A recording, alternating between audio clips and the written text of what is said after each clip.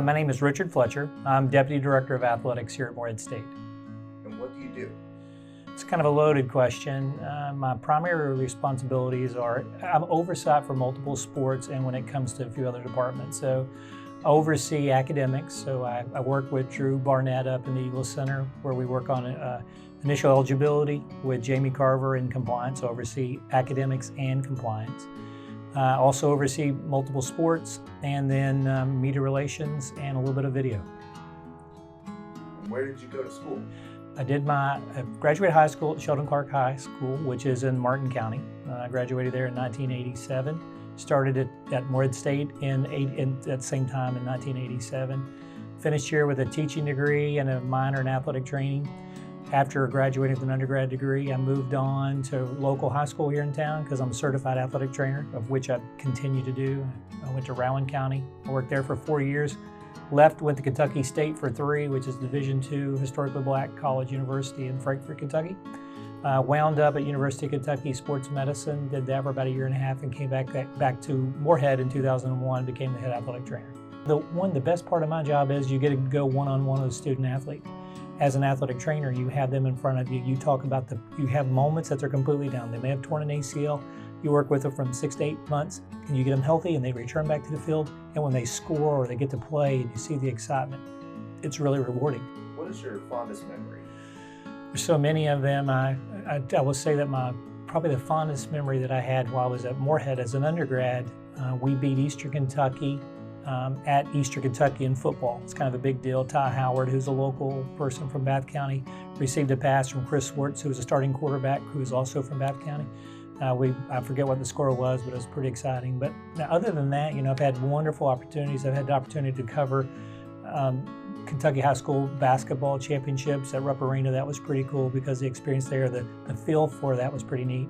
I've done high school championship wrestling. I've had the opportunity to do some softball, some baseball. Had the opportunity to work AAA hockey for a little bit of time when I was at UK Sports Medicine. I did some outreach stuff for them, mostly injury skating. So that was pretty cool. I will tell this story.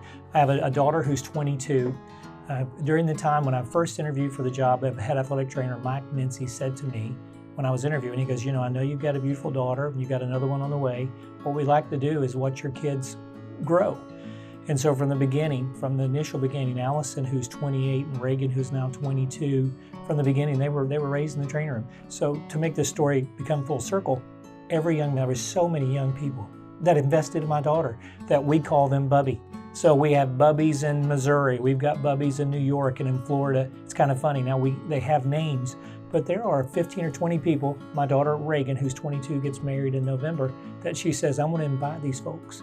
Talk about the impact of student athletes, but the one-on-one interaction, there's so many people that means so much to us.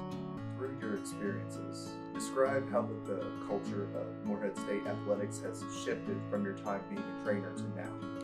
Different, everyone's world revolves about what they're doing at the moment. So in athletic training, I was working with 300 some student athletes. It's closer to 400.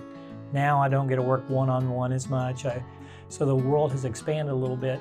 And you think about in athletics, you can really touch a person directly based on the money you put in the weight room, because that strength conditioning coach is going to work directly with that student athlete about every day or every other day.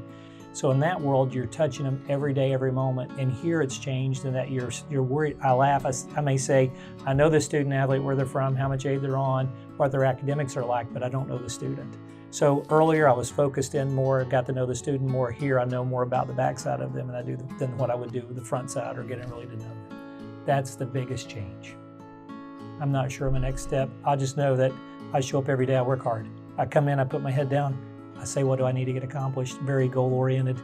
I think in our world where you deal with numbers and you deal with people, you've got to be very goal-oriented, because you make a mistake on one, it could affect their career, it could affect their opportunity to participate. So every day you got to come in and say, let's review.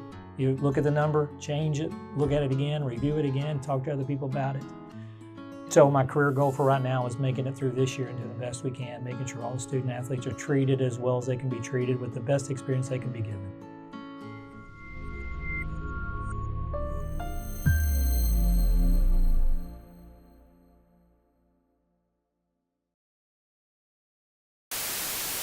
Sure. Looser questions. They're more kind of just a little bit more fun, a little bit less Sure. tied to. I'm a Pittsburgh work Steelers specifically. fan. Been there Yeah, forever, talk about that. since 1976 or so.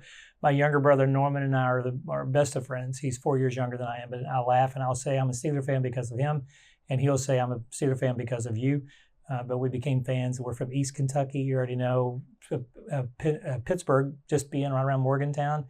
West Virginia television is what we picked up, and so we could watch the Steelers about every weekend. It was either them or the Browns or the Oilers.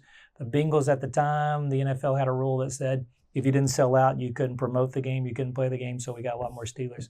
So we became fans around 76, 77.